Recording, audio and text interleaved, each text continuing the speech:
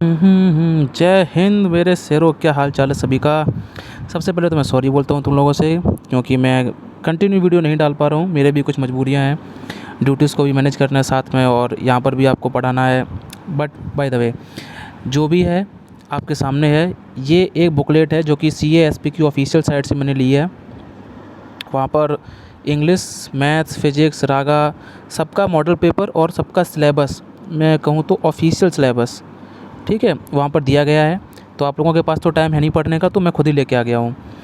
अब ये तो मॉक है। आप कहोगे भैया थंबनेल पर आपने मॉक टेस्ट लिखा है, यहाँ आप सिलेबस बताने लगे।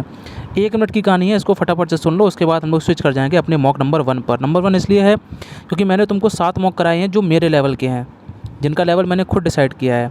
आज का ये जो मॉक है वो डिसाइड करेगा ये वाला मॉडल पेपर जो एयरफोर्स ने खुद दिया है अपनी वेबसाइट पर। उसके अकॉर्डिंगली मैंने एक मॉक बनाया है। इसके क्वेश्चन नहीं लिए हैं, बस इसके टाइप को फॉलो करते हुए मैंने एक मॉक बनाया है। और एयरफोर्स जो है वो अपने आप को SSC और अदर स्टेट एग्ज़ाम उनसे डिफरेंट इसलिए बनाती है क्योंकि ना तो कभी तुमने सुना होगा कि एयरफोर्स का एग्ज़ाम लीक हुआ है, ना कभी सुना होगा इसके आंसर की में छेड़छाड़ हुई है। कभी कुछ नहीं होता है, क्योंकि एयरफोर्स काम करती है SOP पर, स्टैंडर्ड ऑपरेटिंग प्रोसीजर्स पर, ठीक है। तो इसने जो एक बार लिख के दे दिया है कि इसका ये मॉडल पेपर है, इसका ये सिलेबस है, उससे ना तो इधर ना उधर, उसी पर चलेगा पेपर पूरा का पूरा। इसलिए मुझे लगा कि आप लोगों को कुछ इस टाइप के मॉक भी करने चाहिए। That's why I am making this video and आपके लिए एक मॉक बनाया है। चलो फटाफट से जान लेते हैं क्या है, ठीक है। इसके अंदर आपका ये सिलेबस लिखा हुआ है, देख लो, और सारी की सारी चीज़ें ऑफिशियल हैं, ठीक भाई। तो पहला तो है a short passage followed by 4 questions to test comprehension, the questions will be set. अब क्या पर्पज है क्वेश्चंस का? नंबर 1, टू जज understanding of the passage, to draw inference, to जज अंडरस्टैंडिंग ऑफ वोकेबलरी। मतलब एक पैसेज होगा 4-5-6 लाइन का, उस पर बेस्ड 1 क्वेश्चन, 2 क्वेश्चन, 3 क्वेश्चन और 4 क्वेश्चन, 4 क्वेश्चंस पूछे जाएंगे, जिनमें से उनका पर्पज़ क्या होगा। एक क्वेश्चन तो आएगा वोकैब का, मतलब इसमें से कोई एक बीच में से मीनिंग उठा ली उसने और पूछ लिया इसका सिनोनिम क्या होगा, इसका एंटोनिम क्या होगा, तो वोकैब एक डाल देगा। एक में होगा इसका थीम बताओ, ठीक है। एक में पूछ लेगा कोई लाइन उठा करके कि इसका मतलब क्या है, ताकि आपकी अंडरस्टैंडिंग है या नहीं।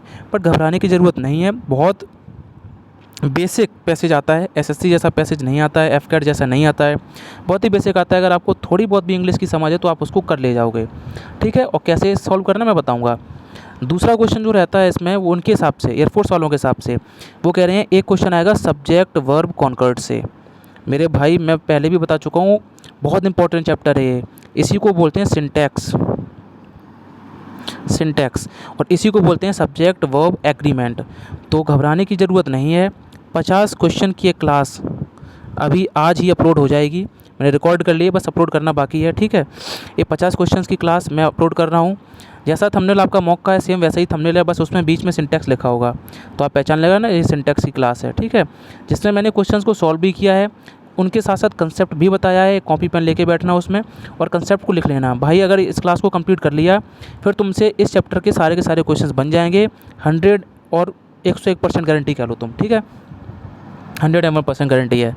तो चलो इसका काम तमाम कर दिया मैंने एक वीडियो में, जिसमें common mirror of common error के क्वेश्चंस करवाए हैं।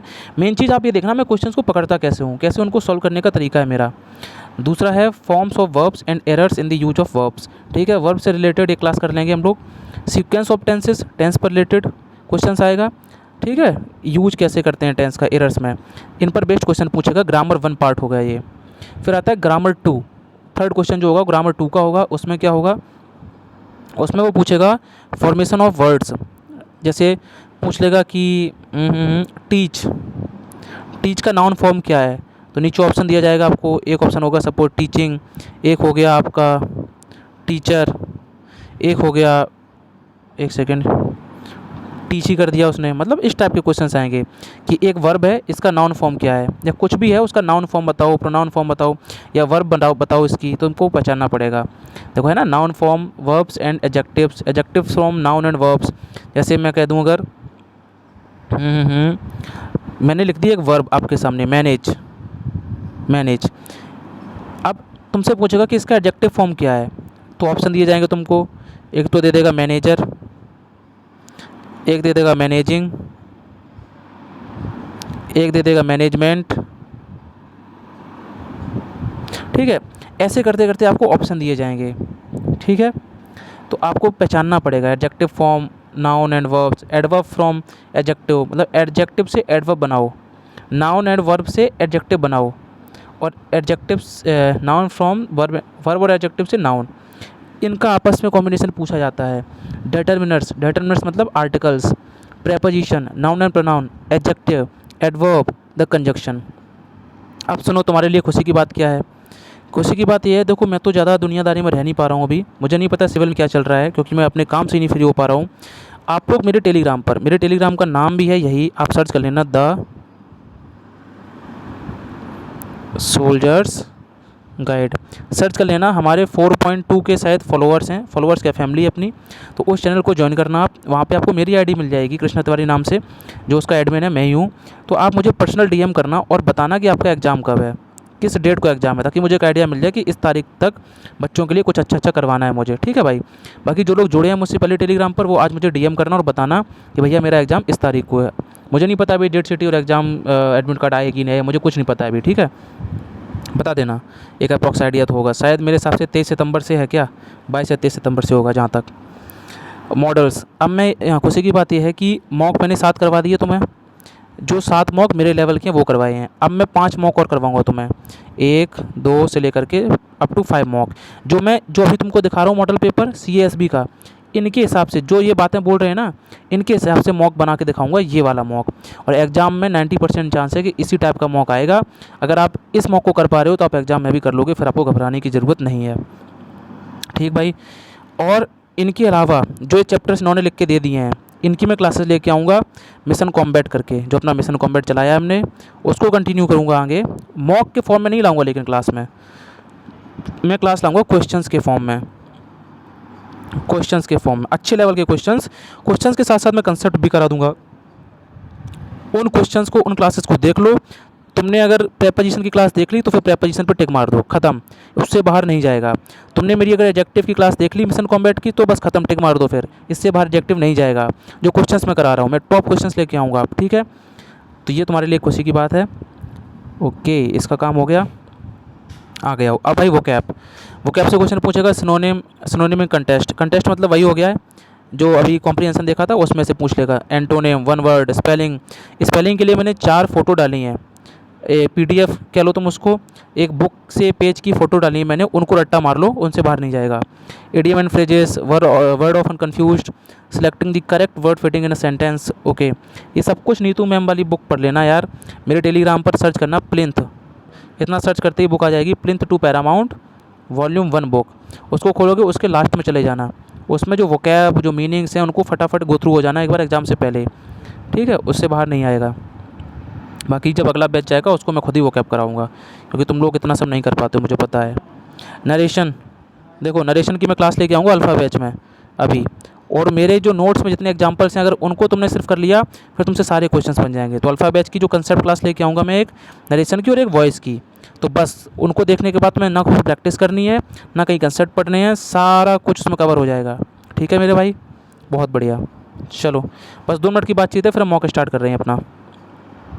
वॉइस, सेम वॉइस में भी पूछेगा, changes required under each tense, other condition for transformative वैसे वॉइस, अच्छा प्रेपोजिशन कैसे चेंज होगी, मॉडल कैसे चेंज होगा, इन्फिनिटिव वाले वॉइस, पार्टिसिपल वाले वॉइस, ये सब। और फिर लास्ट में एक है जम्बल्ड, जम्बल्ड को ही बोलते हैं PQRS, पैरा जम्बल्ड, PQRS, ठीक है। सेंटेंस अरेंजमेंट, ये सब एक ही चीज़ों के नाम है।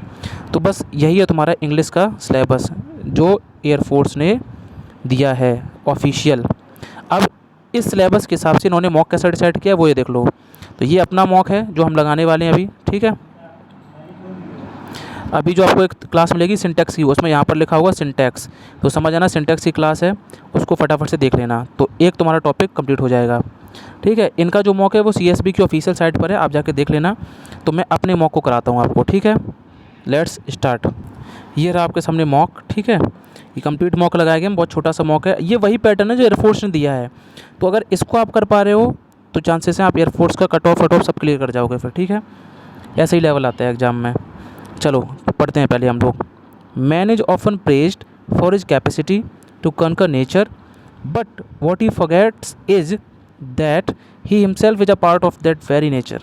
By cutting down forest recklessly, मतलब बिना सोचे समझे काटे जा रहे हो, polluting rivers and poisoning the air, he weakens, वह कमज़ोर कर रहा है, the very foundation of his own survival, अपने खुद के सर्वाइवल को कमज़ोर कर रहा है।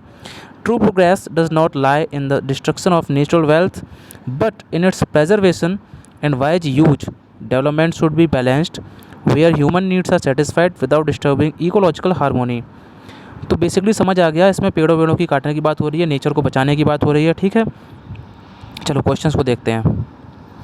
पहला क्वेश्चन कह रहा है man is often praised for, किसके लिए मैन की प्रशंसा हो रही है कभी कभी, बताओ। Preserving nature, conquering nature, destroying forest, polluting rivers. ऊपर देखो लाइन पढ़ो, man is often praised for his capacity to conquer nature, ये रहा आंसर, तो इस पर टिक कर दो। ऑप्शन नंबर 20 का करेक्ट आंसर है, ठीक है। अगला क्वेश्चन देखो, according to the passage true progress lies in, true progress किस में लाई करती है, देखो पैसेज को देखो सिर्फ और सिर्फ। True progress does not lie in the destruction of natural wealth, इसमें लाई नहीं करती है, बल्कि किस में करती है, it's preservation and wise use, इसमें लाई करती है। तो देखो ये ऑप्शन कहाँ है, preservation and wise use of resources, ये है। वीडियो को पॉज करके खुद से बनाओ, फिर तुम आंसर देखो मेरे। थर्ड क्या है, the term ecological harmony in the passage means, passage में एक टर्म यूज हुई है अभी अभी, इकोलॉजिकल हार्मोनी, इसका मीनिंग क्या है, industrial advancement, balance between man and nature, victory over environment, growth of cities, बताओ। सो बड़ी इसका आंसर होता है इकोलॉजिकल हार्मोनी, हार्मोनी मतलब balance between man and nature, तो इकोलॉजिकल हार्मोनी का मतलब हो जाएगा option B, balance between man and nature, man और नेचर के बीच में बैलेंस करना। Next question we have, what is the main concern of the author, author का मेन कंसर्न क्या है, देखो प्रोटेक्शन ऑफ ह्यूमन डिग्निटी नहीं, सर्वाइवल ऑफ इंडस्ट्रीज़ नहीं, कंजर्वेशन ऑफ नेचर बिल्कुल सही बात, expansion of urban life no. तो नेचर का कंजर्वेशन करना, संरक्षण करना पर्यावरण का, वही इसका मेन कंसर्न था, ठीक है। Next question we have, okay, identify the correctly spelled word, देखो मेरे भाई तुमको भी पता है 20 क्वेश्चन इंग्लिश के आने हैं, मॉक तो चलता रहेगा लेकिन ये बातें सुनना बहुत ज़रूरी है तुम्हारे लिए।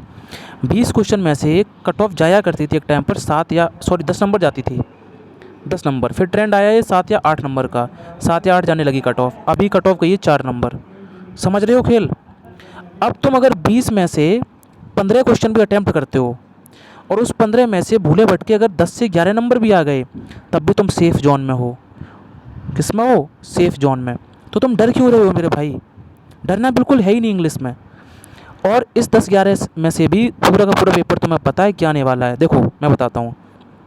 जब बात 10 नंबर अगर तुम्हारे आ गए, मैं ये नहीं कह रहा हूँ कि तुम 10 से 11 नंबर ही लेके आओ, भगवान तुम 20 में 20 नंबर लेके आओ, बहुत अच्छी बात है, बट उन बच्चों के लिए बता रहा हूँ जो डरे हैं एग्जाम टाइम पर, तुम्हारा टारगेट मतलब 10 से 12 नंबर आ गए तो तुम सेफ जोन में आओ। फिर तो 10 से 12 नंबर कैसे आएंगे, एक क्वेश्चन तो तुम्हारा देखो स्पेलिंग वाला हो गया, ठीक है, एक क्वेश्चन स्पेलिंग का, फिर एक क्वेश्चन लगा लो सब्जेक्ट वर्ब एग्रीमेंट का, फिर एक क्वेश्चन नरेशन का, एक क्वेश्चन वॉइस का हो गया, ठीक है। उसके बाद एक क्वेश्चन टेंस का पक्का पक्का है, फिर एक क्वेश्चन आ जाएगा तुम्हारा इससे क्या बोलते हैं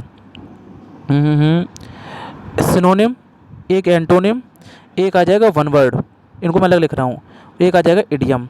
अब 1 2 3 4 ये 4 वोकैब है, मान लो वोकैब तुम्हारी गलत हो गई या नहीं आया, 4 में से 2 नंबर तो आएंगे, ठीक है। अब 1 2 3 4 5 तो 7 नंबर आ गए, कट ऑफ तो तुम्हारी वैसे क्लियर हो गई, जबकि तुमने कुछ दिमाग नहीं लगाया। बल्कि अब जो ना एरर वाले क्वेश्चन आएंगे, जो एरर्स वाले क्वेश्चन में जो noun, pronoun, adjective, basic errors होंगे, वो 2 या 3 क्वेश्चन तो तुम कर ही लोगे, 10 नंबर हो गए तुम्हारे कि नहीं हो गए। तो यार बहुत इजी चीज़ें हैं, बस तुम्हें थोड़ा दिमाग से सोचना है, तुम घबरा कर अपने आप को नुकसान पहुंचा रहे हो। चलो वापस आते हैं मॉक पर, तुमको करेक्टली स्पेल्ड वर्ड बताना है, करेक्टली स्पेल्ड सही कौन लिखा है पहचानो, COMMISIONER नहीं, ये सही मीनिंग नहीं है। ये भी कमिश्नर में डबल एम आता है नहीं, और डबल एम डबल एस है, बट ए नहीं आता लास्ट में, तो बी इज़ करेक्ट। कमिश्नर में डबल एम आता है, डबल एस आता है और फिर ई आता है, ठीक है। मेरे टेलीग्राम चैनल पर मैंने 4 से 5 फ़ोटोज़ दिए हैं, जिस फ़ोटोज़ में मीनिंग काफ़ी सारी मीनिंग्स लिखी हुई हैं करेक्टली स्पेल्ड वर्ड वाली, तो उनको जाके पढ़ लो एक बार, तुम्हारा भला हो जाएगा। बाकी अगर ये क्वेश्चन भी तुमसे गलत हो गया एग्ज़ाम में, तो फिर तुम भाई सिलेक्शन से बहुत दूर हो। अगला देखो, अगला क्वेश्चन भी है on the screen, choose the word almost similar in meaning to the word given below. Word है नोविस। नोविस का मतलब क्या होता है? लर्नर, ट्रेनर, वर्चुअस या बिगनर। तो नोविस का मतलब होता है बिगनर, जो शुरुआत करता है कोई इंसान अपने करियर की, या फिर एकदम उसको इतना एक्सपीरियंस नहीं होता है, उसको बोलते हैं नोविस या बिगनर। ठीक है, अगला क्वेश्चन देखो, मैं थोड़ा स्पीड में चल रहा हूँ। नेक्स्ट वर्ड पॉसिटी, और इसका अपोजिट बताना है, अपोजिट। तो अगले पेज पे हैं ऑप्शंस। पॉसिटी का मतलब क्या है? ओवरफ्लो, इनफ्लो, प्लेंटी या ग्रिम, बताओ। देखो, पॉसिटी का मतलब होता है, मैं लिख दूँ, शॉर्टेज। ठीक है, कमी, अभाव, शॉर्टेज। तो इसका एंटोनिम क्या हो जाएगा? प्लेंटी। प्लेंटी, प्लेंटी मीन्स प्रचुर मात्रा में, बहुत ज़्यादा। ठीक है, ये हो जाएगा। ग्रिम, ग्रिम का मतलब क्या होता है? ग्रिम का मतलब होता है सीरियस या गंभीर व्यक्ति, कठोर व्यक्ति या गंभीर इंसान, को एकदम सीरियस है, स्टर्न है। एक प्यारा सा वर्ड है स्टर्न, उसको बोलते हैं ग्रिम। ठीक है, तो एंटोनिम क्या हो जाएगा इसका? प्लेंटी हो जाएगा। अगला one word we have, choose the correct one word. देखो, to be known for bad acts. अब कोई एक ऐसा इंसान जो बुरे कारणों की वजह से जाना जाता है। फेमस तो वो होता है जो अच्छे काम के लिए मतलब प्रसिद्ध हो, वो फेमस है। क्रिमिनल तो हो गया जिसने कोई अपराध किया है, ज़रूरी नहीं क्रिमिनल फेमस ही हो या जाना ही जाए ना। टेररिस्ट, आतंकवादी पता है। तो ये जो वर्ड लिखा है नोटोरियस, भाई स्टार मार्क कर लो, इंपॉर्टेंट वर्ड है, आता है एग्जाम में, यही है। अगर अच्छे काम के लिए प्रसिद्ध हो तो फेमस कहलाओगे, बुरे काम के लिए जाने जा रहे हो तो नोटोरियस कहलाओगे। ठीक है, चलो वो क्या तैयार तुम्हारी। अगला देखो, ये सेम लेवल वही है जो CSB ने दिया है, मैंने क्वेश्चन चेंज किए हैं, बाकी फॉर्मेट सेम रखा है।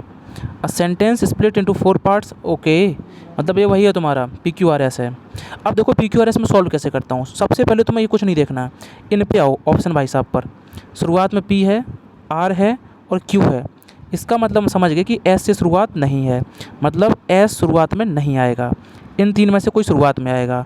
अब देखो, we decided to go for a picnic, ठीक है, हो सकता है। We all gathered at the park, ये भी हो सकता है। Suddenly a storm began. अब तुम सुनो कि हम डिसाइड कब करेंगे पिकनिक में जाने के लिए? पहले गैदर्ड होंगे, भाई एक साथ इकट्ठा होंगे, सब लोग इकट्ठा होंगे तभी तो डिसाइड करेंगे आपस मिलकर।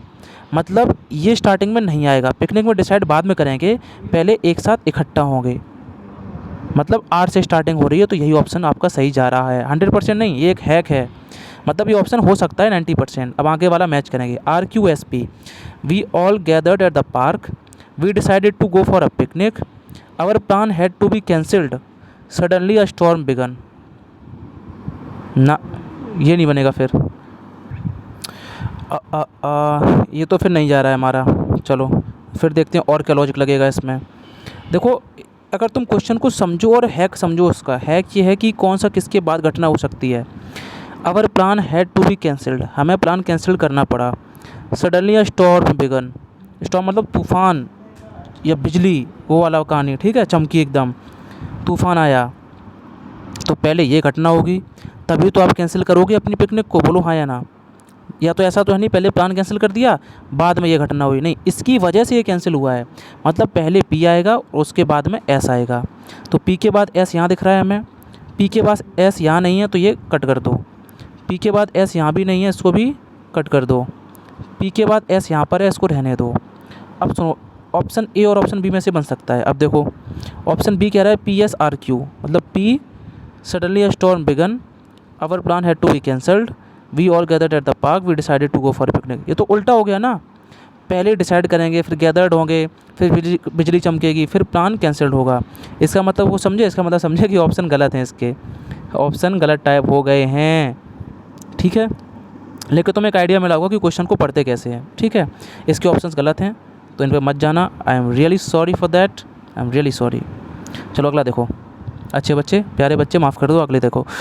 Volunteers are needed for a dot dot dot campaign against pollution. अब वॉलंटियर्स को ज़रूरत है किस चीज़ की? Campaign against pollution.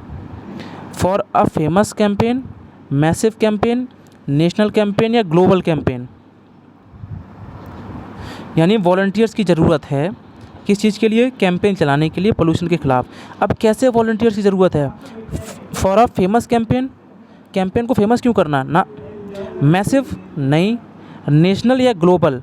देखो पॉल्यूशन जो है वो नेशनल की समस्या नहीं है, नेशनल की समस्या नहीं, वो पूरे का पूरे ग्लोबल फॉर्मेट पे समस्या है। मतलब ग्लोबल कैंपेन बोलेंगे यहाँ पे हम, क्या बोलेंगे, ग्लोबल कैंपेन। इस टाइप के क्वेश्चंस भी आते हैं जिनमें थोड़ा सा दिमाग लगाना है आपको, सोचना है कि कौन सी मीनिंग आ सकती है यहाँ पर। तो ग्लोबल, ऑप्शन डी। अगला है C, to the market every morning, sorry every evening. अब सुनो ध्यान से, पहली बात तो गोइंग अकेला नहीं आएगा, ए जा रहे में आना चाहिए था, वाजवर आना चाहिए था, ये नहीं होगा। सी के साथ में गो कभी नहीं आएगा, गोज आएगा। गॉन भी नहीं आएगा क्योंकि हेड या हैव, हेड के साथ में वर्ब की थर्ड फॉर्म आती है ना, हैजव के साथ में वर्ब की थर्ड फॉर्म आती है। अगर यहाँ वेंट होता, वेंट, तो अब बताओ क्या आएगा आंसर। अभी तो तुमने गोज कर दिया टेक, अब she went to the market भी आ सकता है, she goes to the market भी आ सकता है, बट फिर भी मैं बोलूँगा वेंट नहीं लगाओगे तुम। क्यों, यहाँ लिखा है एवरी इवनिंग, तो एवरी जो वर्ड है ना, एवरी, ये बता रहा है इसकी कंटिन्यूटी को। मतलब ये जो है वो इसकी क्या है, एक आदत है, हैबिचुअल एक्शन। जब भी कोई हैबिचुअल एक्शन की बात की जाए वो हमेशा प्रेजेंट इंडेफिनिट में बयां करते हैं। जब भी कोई हैबिचुअल एक्शन हो, यूनिवर्सल ट्रूथ हो, कोई साइंटिफिक फैक्ट हो, मैथमेटिकल फैक्ट हो, उसको प्रेजेंट का इंडेफिनिट में व्यक्त करते हैं हम। तो एवरी देखते ही समझ गए हम वो डेली शाम को जा रही है, मतलब ये उसकी आदत है, आदत है तो वो वेंट नहीं, गोज, प्रेजेंट के इंडेफिनिट में बनाएंगे हम लोग, ठीक है। मुझे एक टेस्ट की क्लास कर लेनी चाहिए थी एक्चुअली, बट क्या करूँ, टाइम में इतना सारा निकल जाता है ड्यूटी में। आगे देखो, kindness can change a person's life. अब जो काइंडनेस है वो चेंज कर सकती है एक इंसान की ज़िंदगी को। तो ऑल काइंडनेस कहना सही है या ए काइंडनेस कहना सही है, क्या सही है बताओ। पहली बात तो बताओ, काइंडनेस जो है वो एक अनकाउंटेबल नाउन है, बोलो हाँ या ना। काइंडनेस को आप गिन तो सकते नहीं हो, तो अनकाउंटेबल नाउन के पहले आर्टिकल आता ही नहीं है, तो ना तो ऑल, ना ए, ना एन, तो फिर क्या है, नो आर्टिकल। अगला देखो, the storm was accompanied. Accompanied के साथ फिक्स प्रेपोजिशन है, ये तुम्हारे ऊपर छोड़ रहा हूँ क्वेश्चन में, इसको तुम मुझे कमेंट में बताओगे। और कमेंट में क्यों बताओगे, मैं तो तुम्हें अभी के अभी करवा देता। इसलिए बताओगे क्योंकि मैंने एक पंचामृत दिया था एक दिन क्लास में। अब जिनको नहीं पता है वो पूछो कमेंट में पंचामृत क्या है। उसमें कमेंट में मैंने कुछ फिक्स्ड प्रेपोजिशन लिखवाई थी, मुझे याद है, और उसमें सबसे पहली प्रेपोजिशन मैंने अकम्पेन्ड की ही लिखवाई थी। तो तुम बताओ अकम्पेन्ड के साथ कौन सी फिक्स प्रेपोजिशन आती है इनमें से। एक क्वेश्चन पक्का फिक्स है, फिक्स प्रेपोजिशन से आएगा ही आएगा, ठीक है। अगला है the noun form of inform. Inform का नाउन क्या होगा, देखो inform is informer, informed, informing, information. सुनो, इन्फॉर्मर तो इन्फॉर्मर मतलब हो गया इन्फॉर्म करने वाला, ठीक है। इन्फॉर्म्ड तो वर्ब ही है, ये भी वर्ब है, इसको हटा दो, ये तीनों हट गए। किसी भी वर्ड के लास्ट में एशन लगा हो अगर, तो वो कौन सा नाउन बनता है, एब्स्ट्रैक्ट नाउन बनता है, बताया था मैंने। तो नाउन तो भाई यही है, इन्फॉर्मेशन, अनकाउंटेबल नाउन है, इसका कभी प्लूरल नहीं बनता है, पढ़ाया है मैंने। तो ऑप्शन 14 का आंसर क्या हो जाएगा, ए हो जाएगा, इन्फॉर्मेशन। अगला देखो, choose the sentence that conveys the same meaning as the given sentence. He is clever, he is as clever as I am. वह इतना क्लेवर है जितना मैं हूँ।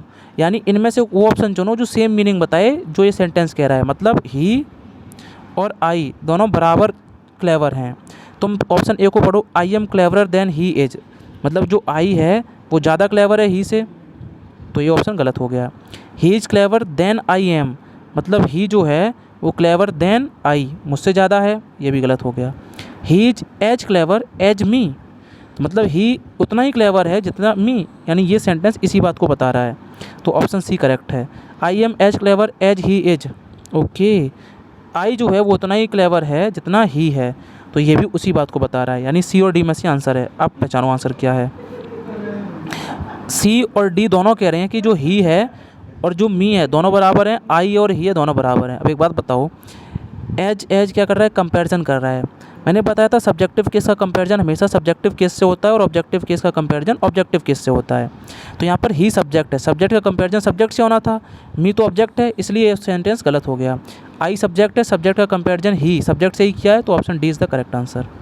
तो ये भी लॉजिक था इसमें, तो ऑप्शन डी इसका करेक्ट आंसर हो जाएगा। आगे बढ़ो, स्पॉट द इरेनियस पार्ट, मतलब एरर निकालना है तुम्हें अगले सेंटेंस में। चलो आ जाओ, एरर निकालते हैं। She finished her work before the sunset and return home. देखो आफ्टर बिफोर वाले जो सेंटेंस होते हैं ना, आफ्टर और बिफोर वाले, इनमें रट्टा मारते हैं बच्चे कि आफ्टर से पहले पास्ट इंडेफिनिट, आफ्टर के बाद पास्ट परफेक्ट, बिफोर के बाद पास्ट इंडेफिनिट, बिफोर के पहले पास्ट परफेक्ट, ऐसा कुछ नहीं। तुम दिमाग लगाओ, ये टाइमलाइन है, अभी समझा दे दूँगा। ये क्वेश्चन पक्का है और अभी तुम 1 नंबर पक्का कर लोगे अपना। दो, अरे यार, ये एक टाइमलाइन बना दी मैंने, टाइमलाइन। यहाँ तुम खड़े हो भी मेरी क्लास देख रहे हो, तो ये प्रेजेंट है। क्या है? प्रेजेंट है। इसके तुरंत नज़दीक में जो होगा वो है तो पास्ट ही, बट वो रीसेंट पास्ट है। क्या है वो? वो है रीसेंट पास्ट। उसको बयां करते हैं हम किस में? प्रेजेंट के ही परफेक्ट में। थोड़ा सा दूर चले गए तो मिलता है पास्ट का इंडेफिनिट, और इस पास्ट का भी जो पास्ट होगा वो रहेगा पास्ट का परफेक्ट। बस इतनी सी बात है। मतलब जब भी आफ्टर बिफोर का सेंटेंस दिया जाए तो जो घटना पहले हुई होगी वो पास्ट के परफेक्ट में जाएगी, जो बाद में हुई है वो पास्ट के इंडेफिनिट में जाएगी। ठीक है, चलो देखो अब। अरे यार, चलो अब सेंटेंस पढ़ो। सी फिनिश्ड हर वर्क, उसने अपना काम पूरा किया, before the sun set and return home. अब देखो एंड आ गया ना, एंड के बाद में अगर वर्ब की सेकंड फॉर्म है तो एंड के पहले भी वर्ब की सेकंड फॉर्म ही आएगी। तो ये सेट वर्ब की क्या सेकंड फॉर्म है। इसका मतलब यहाँ तो चीज़ एकदम सही है, गलती यहीं पर हुई है। इसको करना पड़ेगा हैड फिनिश्ड। एक लॉजिक तो तुमने ये लगा दिया, ठीक है, क्योंकि एंड के पहले एक एरर पार्ट था, एंड के बाद एक एरर पार्ट था। अब ऐसा तो है नहीं ये भी गलत ये भी गलत। अगर तुम इसमें छिड़खानी कर रहे हो तो एंड से पहले भी करनी पड़ेगी, तो ये तो गलत हो नहीं सकता। मतलब ये सब सही है, एक हैक था ये। वैसे रूल ये है कि देखो जो काम पहले हुआ है, पहले क्या हुआ होगा? सी फिनिश्ड हर वर्क, उसने अपना काम समाप्त किया, पहले काम को फिनिश किया उसने। Before the sunset and return home, उसके बाद वो क्या बोलते हैं, रिटर्न होम, घर गई। ठीक है, इसका मतलब ये काम पहले हुआ इसलिए पास्ट के परफेक्ट में, और घर बाद में गई है वो, इसलिए ये वर्ब की सेकंड फॉर्म पास्ट इंडेफिनिट में। ठीक है, चलो अगला देखो। दे गोज, यार बहुत सिंपल है। दे प्लूरल है तो ऐसे यस नहीं आएगा, दे गो आएगा। 18 the scientist was working very hard, scientist plural है तो वाज नहीं आएगा, फिर क्या आएगा? वर्ब। ये सब्जेक्ट वर्ब एग्रीमेंट के क्वेश्चन हैं। ठीक है, और इनके बहुत अच्छे लेवल के क्वेश्चन मैंने करा रखे हैं, अब मैं वीडियो अपलोड कर दूँगा। अगला है narration. The coach said to us, पहली बात तो सेट टू का टोल्ड हो जाता है अगर अंदर नॉर्मल है। Practice daily and you will succeed, normal sentence है, असर्टिव है, मतलब सेट टू का टोल्ड कहाँ हुआ है? देखो टोल्ड यहाँ हुआ है। ठीक है, और इन्होंने सेट टू का सेट टू ही रखा है, तो ये तो गलत हो गया ऑप्शन, ये नहीं होगा। सेट टू का एडवाइस्ड भी हो सकता है क्योंकि अंदर लिखी हुई बात सलाह ही है। तो बी, सी और डी में से 3 ऑप्शन में से कोई एक करेक्ट है। देखो, the coach advised us to practice daily and we would succeed, to practice daily and you will succeed. You second person है, लिसनर के अकॉर्डिंगली चेंज होगा। लिसनर कौन है? अस। मतलब अब सुनो, इसका लॉजिक मैंने तुमको बताया था पंचामृत में ही एक दिन। क्या बताया था? सुनो एक सेकंड। जब कभी स्पीकर और लिसनर मिलकर कोई काम करते हैं तो वी का क्या हो जाता है? वी का वी ही रहता है। और जब स्पीकर और लिसनर का मतलब मिलकर काम ना करें तब वी का दे हो जाता है। मैंने तुमको बताई थी ये बात। अब इसमें सुनो, practice daily and you will succeed, succeed तुम होगे, कोच सक्सीड नहीं होगा, सक्सीड तुम होगे, तो वी का वी ही रहेगा। इन्होंने तो यू कर दिया ना, ये तो गलत होगी बातचीत, हटा दो इसको। अब इसमें कर दिया है that we should practice, will का शुड कब से होने लगा, इसलिए ये गलत है, तो ऑप्शन 20 का करेक्ट आंसर है। ठीक है, चलो अगला देखो, question number 20। People admire brave actions. Okay, तो एडमायर एक वर्ब है, वर्ब के बाद ऑब्जेक्ट है। अब पैसिव बनाओगे तो ये जो है वो आगे जाएगा। तो brave actions, brave actions, brave actions, brave actions. Helping verb पहचान ली तो सेंटेंस तोड़ दिया तुमने। एडमायर वर्ब की फर्स्ट फॉर्म है, वर्ब की फर्स्ट फॉर्म का क्या हो जाता है? As R M. वर नहीं होगा, हैव नहीं होगा, विल नहीं होगा, एज आर एम के accordingly option A correct answer है। तो भाई ये था तुम्हारा एक मॉक जो कि एयरफोर्स का CSB पर जो दिया है मॉक, उसके लेवल के अकॉर्डिंगली बनाया था मैंने।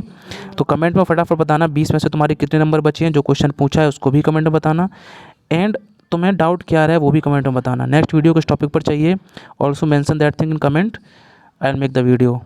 ठीक है, बाकी लाइक कर देना वीडियो को एंड सब्सक्राइब कर लो चैनल को अगर अभी तक नहीं किया है।